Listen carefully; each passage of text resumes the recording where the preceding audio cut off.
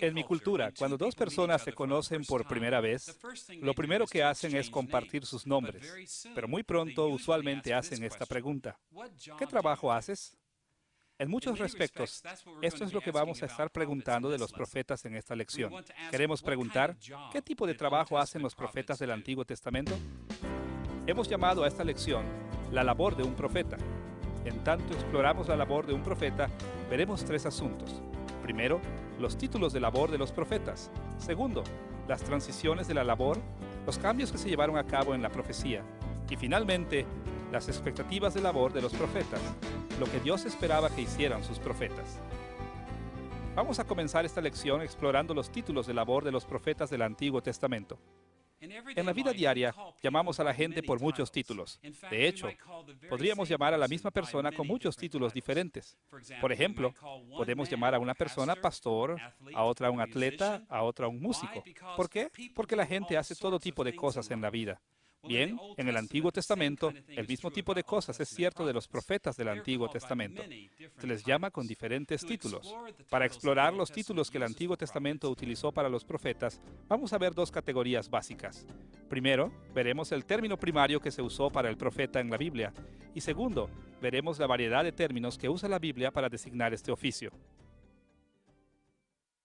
Veamos primero el término primario para los profetas. Cuando la mayoría de los cristianos escuchan la palabra profeta, tienden a pensar que el profeta es alguien que simplemente predice el futuro, muy similar a un adivino o psíquico. Es verdad que los profetas del Antiguo Testamento predijeron el futuro, pero su papel era más amplio que esto. De hecho, tenemos una pista de que aún la palabra en español, profeta, tiene el potencial de significar más que alguien que simplemente predice el futuro. Nuestra civilización obtiene el término profeta de la traducción griega del Antiguo Testamento, la Septuaginta. Frecuentemente no nos damos cuenta, pero la palabra griega profetés, de la que derivamos nuestra palabra profeta, es más bien un término flexible. Este término combina dos elementos. El segundo elemento de la palabra griega profetés es fetés, y denota el concepto de hablar. Sugiere que los profetas hablaron y escribieron mucho. Esto es suficientemente claro, pero el primer elemento de profetés, pro, puede apuntar en dos direcciones. Por un lado puede significar hablar de antemano o predecir, y por el otro puede significar simplemente hablar delante o proclamar algo. Eso ni siquiera es una predicción. Un profeta entonces puede ser alguien que predice o simplemente alguien que proclama. En realidad, los profetas del Antiguo Testamento hicieron ambas cosas. Ellos hablaron del futuro, pero también hablaron audazmente acerca de sus propios días. El título básico de profeta apunta hacia la variedad de labores que estas personas realizaban. Cuando vemos el Antiguo Testamento en hebreo, descubrimos que el término profeta tiene un significado mucho más amplio. La palabra griega profetés es el término usado en la Septuaginta para traducir un término hebreo particular, naví. De los paralelos a otras lenguas del antiguo cercano oriente, sabemos que el término naví significa una persona llamada. Es un término muy flexible, indicando simplemente que un profeta era alguien que había sido llamado por Dios. Ellos no eran personas ordinarias. Dios los llamó para muchos servicios especiales.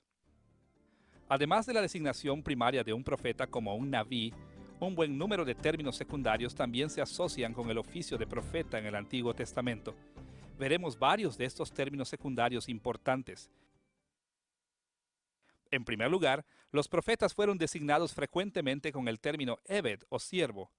Muchos tipos de personas diferentes fueron llamados siervos en el Antiguo Testamento, y el término siempre indica algún tipo de subordinación y humildad. Pero este título es importante para los profetas porque frecuentemente llevó la connotación de un oficial o un funcionario, especialmente un funcionario de una corte real. Incluso los reyes de Israel fueron llamados siervos de Dios porque fueron los reyes vasallos que tenían posiciones oficiales en la celestial corte real de Dios. Los profetas también jugaron papeles especiales en la corte real de Dios, sirvieron como representantes del trono celestial. Ellos fueron los siervos oficiales que hablaron en el nombre del gran rey. Por esto, Daniel confesó que fue un gran pecado de Israel ignorar a los profetas. Escucha la forma en la que él habla en el capítulo 9, versículo 6. No hemos obedecido a tus siervos los profetas que en tu nombre hablaron. Los profetas no fueron gente ordinaria. Ellos representaron el trono de los cielos como siervos de la corte real de Dios. Más que esto, dos palabras hebreas muy ligadas entre sí apuntan hacia otro papel especial que tenían los profetas. La palabra hebrea roé quiere decir vidente y está grandemente asociada con el término josé, que quiere decir vidente u observador. Según 1 de Samuel, capítulo 9, versículo 9, a los profetas primero se les llamaba videntes antes de que hubiera reyes en Israel. Anteriormente en Israel, al profeta de hoy se le llamaba vidente. De una manera similar, 2 de Samuel, capítulo 24, versículo 11, nos dice que Gad, quien servía como profeta en los tiempos de David, también era conocido como un José o un vidente. La palabra del Señor vino al profeta, el vidente de David. ¿Qué sugieren estos títulos para un profeta acerca de sus labores? Estas designaciones apuntaron hacia una experiencia muy importante que los profetas tenían frecuentemente en tanto que recibían la palabra de Dios. Se les llama a los profetas videntes porque se les había dado el privilegio de mirar los lugares celestiales. En el libro de 2 de Crónicas, el profeta Micaías ben Imla fue desafiado a explicar su profecía. En respuesta, Micaías describió una visión del cielo que había recibido. En 2 de Crónicas, capítulo 18, versículo 18, leemos la descripción del profeta de lo que vio en el cielo. Yo he visto a Jehová sentado en su trono, y todo el ejército de los cielos estaba a su mano derecha y a su izquierda. Y Jehová preguntó, ¿quién inducirá a Acab, rey de Israel, para que se levante y caiga sobre Ramot de Galaad? Y uno decía sí, y otro decía de otra manera. Este es un pasaje muy notable, que muestra por qué se les llamaba videntes a los profetas. Ellos veían en los dominios celestiales, ellos escuchaban a Dios hablar, ellos observaban que se efectuaran las acciones. Ellos interactuaban con Dios en los lugares celestiales, y en tanto aprendemos de los profetas, es importante recordar que estos tipos de experiencias celestiales fueron centrales para sus ministerios. Otro término ocasionalmente usado para los profetas es la palabra hebrea shomer, o un vigilante, uno que está en guardia. Esta metáfora compara a los profetas con el servicio normal de un vigilante en el antiguo Israel. Las ciudades en el mundo antiguo tenían centinelas que examinaban el horizonte por visitantes esperados o inesperados. Los profetas hacían lo mismo, vigilando a los enemigos y esperando la aproximación de Dios en bendiciones y en juicio. Por ejemplo, en Ezequiel capítulo 3, versículo 17, Dios habla al profeta Ezequiel de esta manera: Hijo de hombre, yo te he puesto por atalaya a la casa de Israel. Oirás pues tú la palabra de mi boca y los amonestarás de mi parte. En los tiempos bíblicos, la advertencia del acercamiento de los enemigos o la visita de un amigo era importante para los asuntos de una ciudad. Dios reveló que sus profetas frecuentemente permanecían alertas al castigo inminente y a las bendiciones que se aproximaban, de tal manera que la gente tuviera oportunidad para prepararse. Los profetas veían lo que estaba viniendo en sueños y visiones, y después se dirigían a la gente y anunciaban lo que había en el horizonte. También se les designaba a los profetas ocasionalmente por la palabra hebrea malak, que quiere decir mensajero. En el mundo del Antiguo Testamento no había teléfonos, no había correo electrónico, ni habían televisores. La única forma de comunicarse a larga distancia era por medio de los mensajeros. Cuando los mensajeros recibían un comunicado de una persona, frecuentemente un rey o un general militar, ellos llevaban este mensaje a sus receptores. Con mucha frecuencia se usaban mensajeros cuando había urgencia en comunicarse.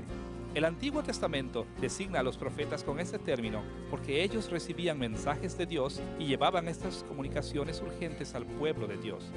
Por ejemplo, cuando los de Judá regresaron a Jerusalén del exilio babilónico, hubo un tremendo desánimo. Así que el Señor llamó a Ageo, el profeta, y lo envió con un mensaje. Por esta razón, Ageo capítulo 1, en el versículo 13, habla del profeta en esta manera. Entonces Ageo, enviado de Jehová, habló por mandato de Jehová al pueblo diciendo: Yo estoy con vosotros, dice Jehová.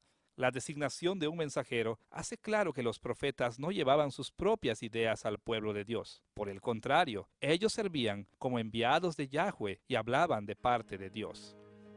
Finalmente, debemos mencionar que algunas veces se les llamaba a los profetas Ish Elohim, un hombre de Dios. La designación hombre de Dios puede traducirse también como hombre que proviene de Dios. Este título apunta hacia el especial papel sagrado que tenían los profetas. Ellos eran seleccionados y enviados por Dios. Como tales, los profetas tenían protección especial de parte de Dios y tenían una autorización especial. En 2 de Reyes, capítulo 1, en el versículo 12, el profeta Elías reveló el significado de este término.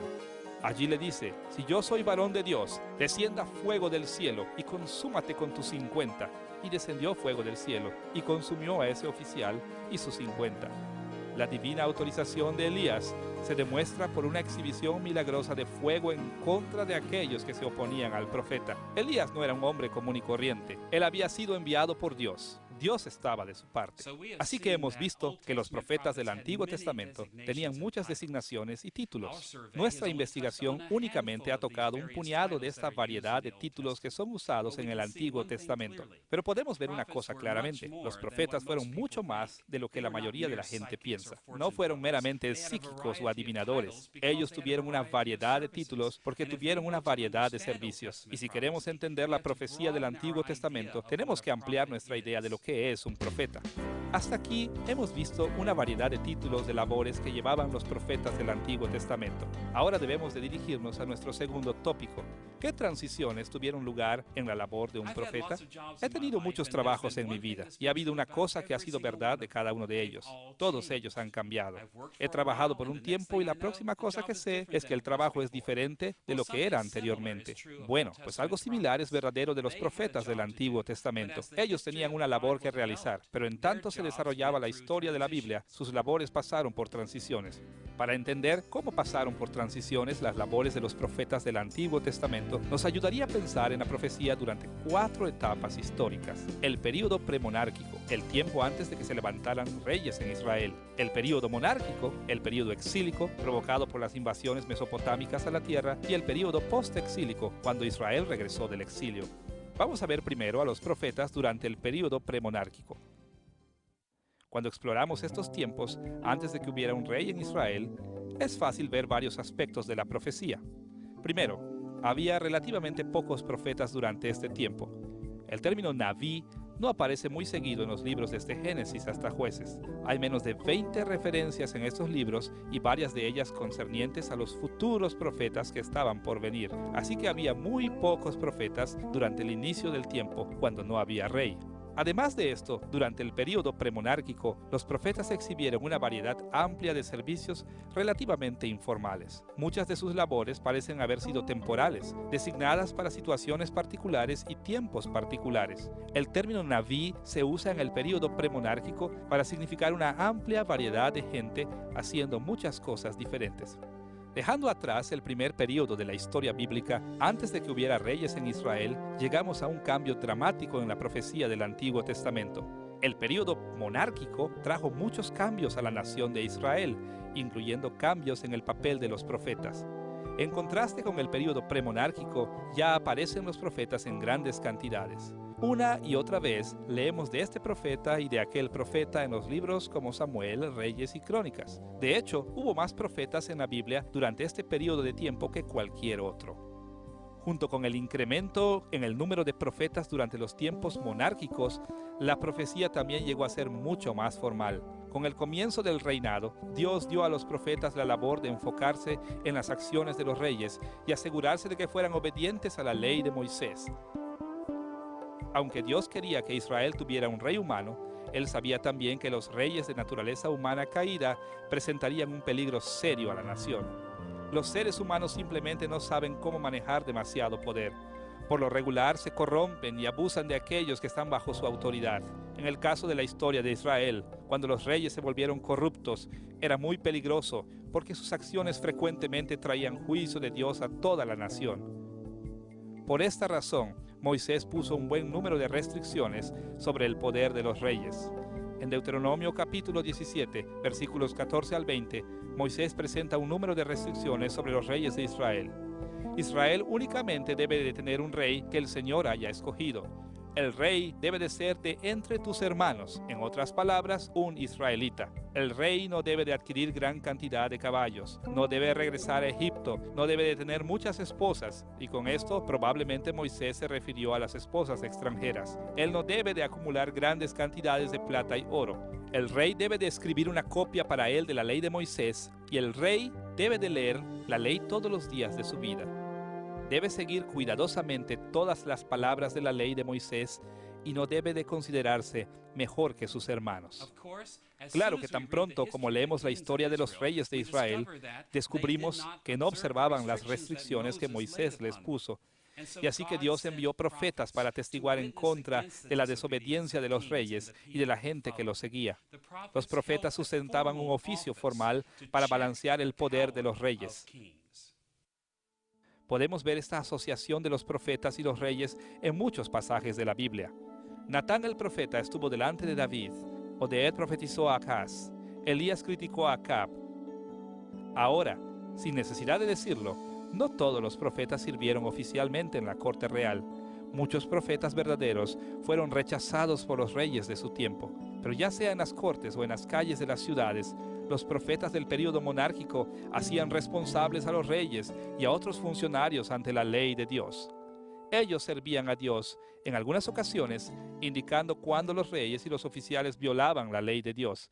Así que, durante el período monárquico, vemos un aumento de profetas y también vemos una función más formal para los profetas en tanto servían al Señor en las cortes de los reyes.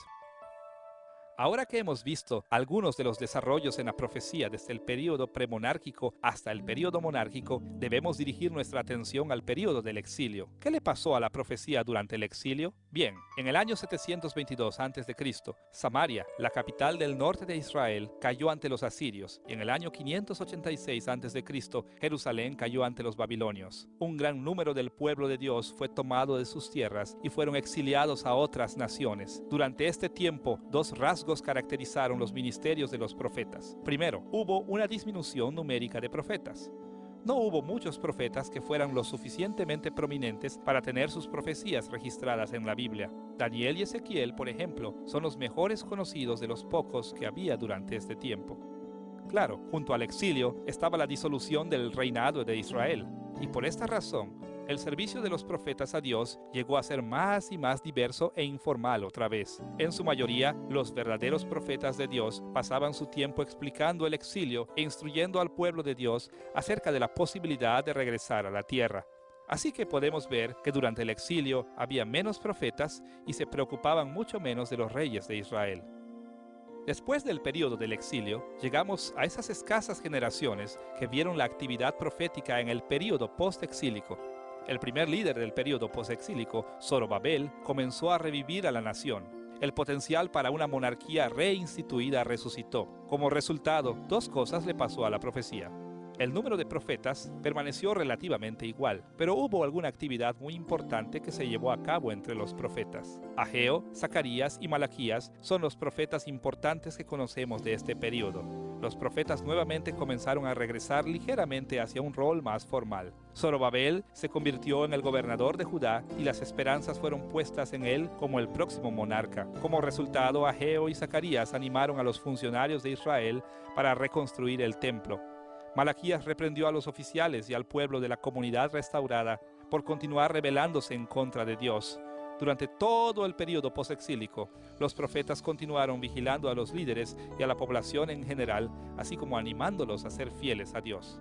Así fue que la profecía se volvió más o menos prominente y más o menos formal, en tanto que la institución de la monarquía se levantó y cayó. Cuando exploramos las palabras de algunos profetas en particular, siempre debemos tener en mente en qué periodo estamos, ya sea en el premonárquico, monárquico, exílico o posexílico. Estas transiciones en la labor de los profetas nos darán una orientación para entender sus palabras. Hasta aquí hemos visto los diversos títulos dados a los profetas y las maneras en que se desarrolló la profecía en la historia de Israel. Ahora veremos las expectativas de la labor de un profeta. ¿Qué esperaba Dios que hicieran los profetas? Para explorar este tópico, veremos dos asuntos. Primero, los modelos populares de expectativas que muchos intérpretes de la Biblia aplican a los profetas. Y segundo, el modelo de pacto que la Biblia misma da como la norma de la expectativa de labor de un profeta.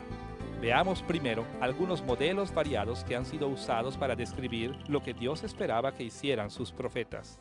Por toda la historia de la interpretación, tanto los judíos como los cristianos han entendido el papel de los profetas de diferentes maneras. Algunos de estos modelos tocan aspectos de la verdad, pero les falta proporcionar un modelo comprensivo de lo que Dios quería que fueran sus profetas.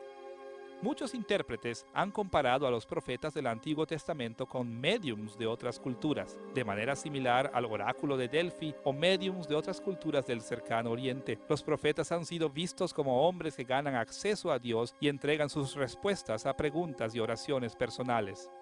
Ahora, pienso que tenemos que admitir que los profetas jugaron este papel en la Biblia de cuando en cuando, pero como veremos, esta perspectiva no es adecuada para un modelo abarcador de lo que se esperaba que debían hacer los profetas. Otra idea popular de lo que hacían los profetas en el Antiguo Testamento es que eran fundamentalmente personas que predecían el futuro o eran adivinos. Cuando alguien quería saber qué pasaría después, iba a algún profeta para saber. Una vez más, hay algo de verdad en esta perspectiva, porque frecuentemente los profetas predecían lo que iba a suceder en el futuro. Dios les daba visiones, así que las proclamaban a las personas apropiadas. Sin embargo, debemos de ser cuidadosos en no pensar de la adivinación como el corazón o el centro de la profecía del Antiguo Testamento. Algo mucho más grande y significativo se esperaba de los profetas del Antiguo Testamento. Estos modelos populares para la profecía pueden ayudarnos de algunas maneras, pero también obscurecen la expectativa más fundamental que Dios tenía para sus profetas. El modelo más comprensivo que el Antiguo Testamento usa para describir la profecía es un modelo de pacto. En tanto comenzamos a explorar el modelo de pacto para la profecía, debemos de recordar que por siglos los judíos y los cristianos han reconocido que el pacto es un concepto central en la Biblia. Pero nuestro entendimiento de la idea bíblica del pacto ha mejorado a través de los años, así que debemos comenzar pensando acerca de los entendimientos pasados del pacto y después en los entendimientos más contemporáneos. Los entendimientos pasados del pacto han funcionado bien, pero con muy poca idea fuera del contexto histórico del que creció el concepto de pacto de la Biblia.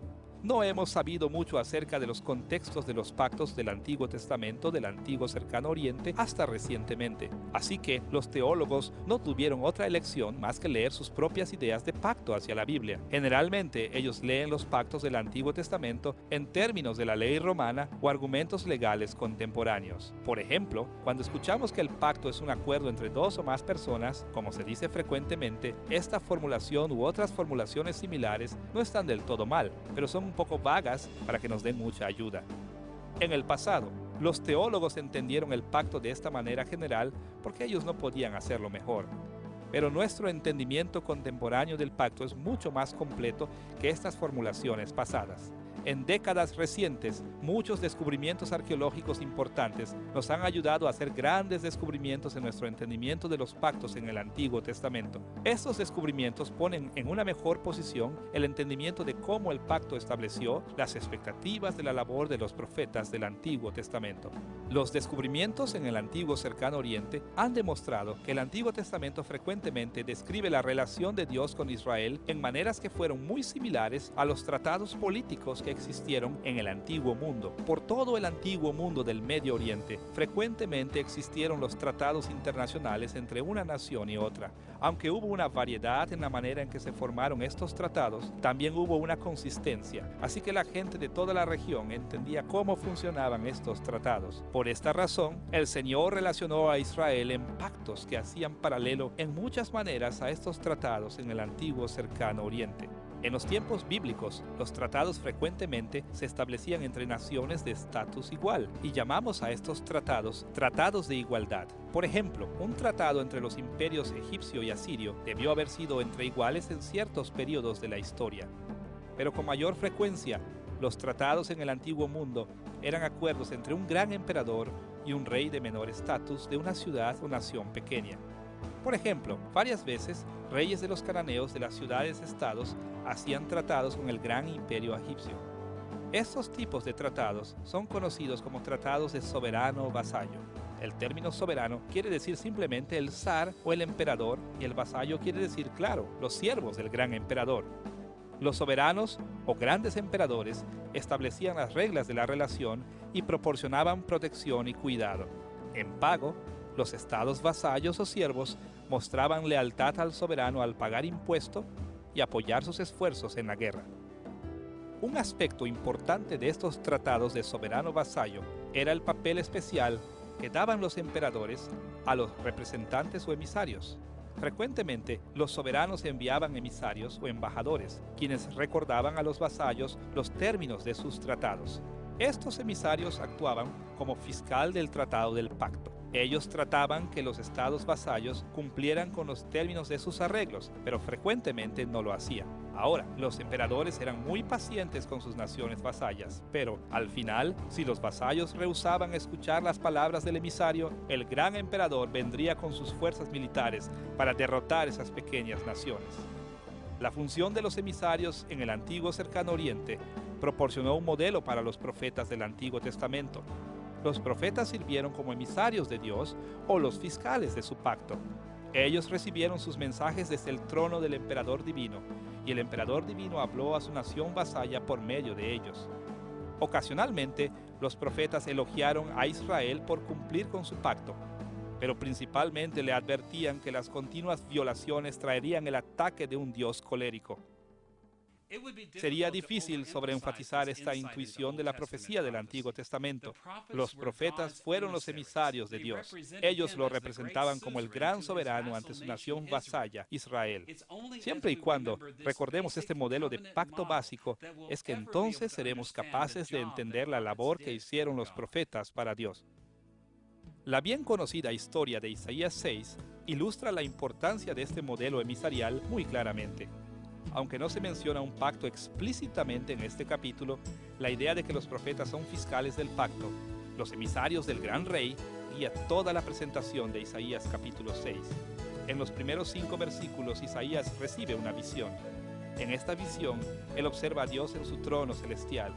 En Isaías capítulo 6, versículo 1, el profeta reportó que vio a Dios sentado sobre un trono alto y sublime, y sus faldas llenaban el templo. Cuando fue confrontado con la visión, Isaías exclamó en el versículo 5, «Han visto mis ojos al Rey, Jehová de los ejércitos». Este pasaje hace explícito cómo el profeta entendía a su Dios. Dios era el rey de su pueblo, el soberano o el emperador que era alto y sublime como Señor de todo. El profeta tuvo el privilegio de entrar en la presencia de este soberano divino. Aún así, tenemos que preguntar por qué fue invitado Isaías a ver la gloria del trono de Dios. Él reconoció por qué inmediatamente. Isaías vio el trono de su soberano y dijo esto en el capítulo 6, versículo 5. «¡Ay de mí que soy muerto! Porque siendo hombre inmundo de labios y habitando en medio de pueblo que tiene labios inmundos». Isaías había sido llamado a la presencia del soberano divino porque se había llevado a cabo pecado serio y extenso en la nación vasalla. Esta es la razón normal del por qué los profetas son llamados en el Antiguo Testamento. El pueblo de Dios deja de ser fiel al Señor del pacto, así que Dios llama a sus profetas para enjuiciar a los violadores del pacto. En el capítulo 6, versículos 6 y 7, un serafín se acerca a Isaías y le limpia los labios con un carbón encendido. Esta limpieza hace posible que Isaías sirva a Dios como su portavoz. Entonces, en los versículos 8 al 13, Isaías recibe una comisión de enjuiciar a los violadores del pacto. En el capítulo 6, versículo 8, el Señor dice, «¿A quién enviaré y quién irá por nosotros?» El Señor quiere a alguien para que sea su emisario para Israel. E Isaías responde en aquellas bien conocidas palabras, «Heme aquí, envíame a mí». Isaías acepta su llamado como uno que es enviado de parte del gran soberano a la nación de Israel. El resto del libro de Isaías ilustra cómo el profeta sirvió en esta función. Él habló a los reyes y a otros líderes y a la gente. Él condenó las violaciones del pacto y ofreció la esperanza de las bendiciones del pacto al pueblo de Dios.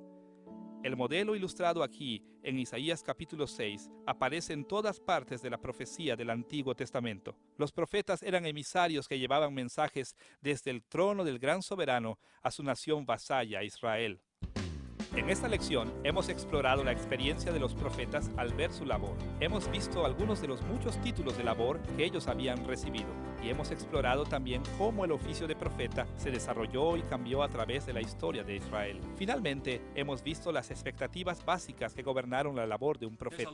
Hay mucha confusión en el mundo acerca de los profetas del Antiguo Testamento y podemos evitar mucha de esa confusión si solamente recordamos sus títulos de labor, las transiciones por las que pasaron y las expectativas que Dios tenía de los profetas que representarían sus pactos. Si recordamos estas cosas acerca de los profetas, seremos capaces de aplicar sus palabras a nuestro mundo de hoy en día.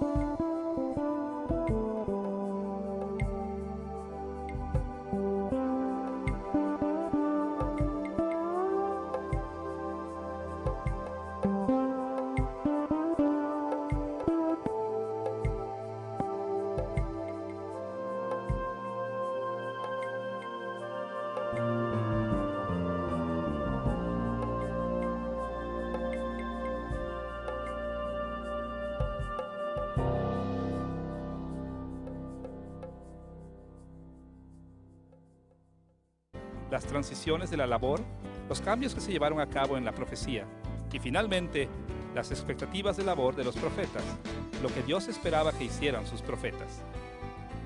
Vamos a comenzar esta lección explorando los títulos de labor de los profetas del Antiguo Testamento. En la vida diaria, llamamos a la gente por muchos títulos. De hecho, podríamos llamar a la misma persona con muchos títulos diferentes.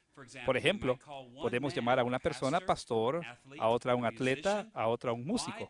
¿Por qué? Porque la gente hace todo tipo de cosas en la vida. Bien, en el Antiguo Testamento, el mismo tipo de cosas es cierto de los profetas del Antiguo Testamento. Se les llama con diferentes títulos. Para explorar los títulos que el Antiguo Testamento utilizó para los profetas, vamos a ver dos categorías básicas. Primero, veremos el término primario que se usó para el profeta en la Biblia. Y segundo, veremos la variedad de términos que usa la Biblia para designar este oficio. Veamos primero el término primario para los profetas, cuando la mayor por el otro puede significar simplemente hablar delante o proclamar algo. Eso ni siquiera es una predicción. Un profeta entonces puede ser alguien que predice o simplemente alguien que proclama. En realidad, los profetas del Antiguo Testamento hicieron ambas cosas. Ellos hablaron del futuro, pero también hablaron audazmente acerca de sus propios días. El título básico de profeta apunta hacia la variedad de labores que estas personas realizaban. Cuando vemos el Antiguo Testamento en hebreo, descubrimos que el término profeta tiene un significado mucho más amplio. La palabra griega profetés es el término usado en la Septuaginta para traducir un término hebreo particular, naví. De los paralelos a otras lenguas del antiguo cercano oriente, sabemos que el término naví significa una persona llamada. Es un término muy flexible, indicando simplemente que un profeta era alguien que había sido llamado por Dios. Ellos no eran personas ordinarias. Dios los llamó para muchos servicios especiales. La mayoría de los cristianos escuchan la palabra profeta, tienden a pensar que el profeta es alguien que simplemente predice el futuro, muy similar a un adivino o psíquico. Es verdad que los profetas del Antiguo Testamento predijeron el futuro, pero su papel era más amplio que esto. De hecho, tenemos una pista de que aún la palabra en español, profeta, tiene el potencial de significar más que alguien que simplemente predice el futuro. Nuestra civilización obtiene el término profeta de la traducción griega del Antiguo Testamento, la Septuaginta. Frecuentemente no nos damos cuenta, pero la palabra griega profetés, de la que derivamos nuestra palabra profeta, es más bien un término flexible. Este término combina dos elementos. El segundo elemento de la palabra griega profetés es fetés, y denota el concepto de hablar. Sugiere que los profetas hablaron y escribieron mucho. Esto es suficientemente claro, pero el primer elemento de profetés, pro, puede apuntar en dos direcciones. Por un lado, puede significar hablar de antemano o predecir, y además de la designación primaria de un profeta como un naví, un buen número de términos secundarios también se asocian con el oficio de profeta en el Antiguo Testamento. Veremos varios de estos términos secundarios importantes. En primer lugar, los profetas fueron designados frecuentemente con el término Eved o siervo. Muchos tipos de personas diferentes fueron llamados siervos en el Antiguo Testamento, y el término siempre indica algún tipo de subordinación y humildad. Pero este título es importante para los profetas porque frecuentemente llevó la connotación de un oficial o un funcionario, especialmente un funcionario de una corte real. Incluso los reyes de Israel fueron llamados siervos de Dios porque fueron los reyes vasallos que tenían posiciones oficiales en la celestial corte real de Dios. Los profetas también jugaron papeles especiales en la corte real de Dios, sirvieron como representantes del trono celestial. Ellos fueron los siervos oficiales que hablaron en el nombre del gran rey.